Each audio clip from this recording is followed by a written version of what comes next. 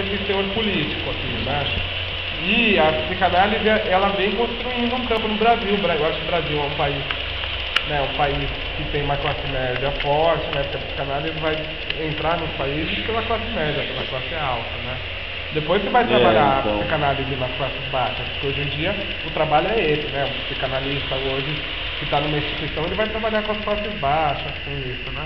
Então acho que assim, ainda tem uma resistência, mas temos assim, por exemplo, o CRIA agora. O CRIA é um centro de referência de tratamento da infância autista, né? Dos autistas, né? E é um método psicanalítico. Aí o que acontece? Esse ano o governo conseguiu fechar o CRIA, como? Alegando que a psicanálise não é uma ciência exata, o que é certo, né? O Freud coloca a psicanálise como uma ciência não positivista, né? Não positivista, não comprovável, não experimental, né?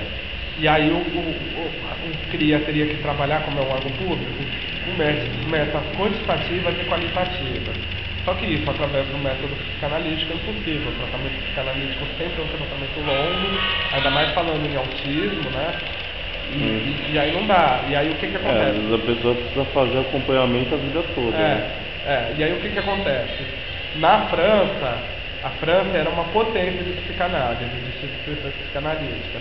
Com o tempo, o governo, o behaviorismo conseguiu ganhar na França e conseguiu proibir que instituições atendessem autismo com psicanálise, alegando que era demorado e prejudicial, e que o autismo precisa do trabalho comportamental, cognitivo, comportamental, né? E não da psicanálise.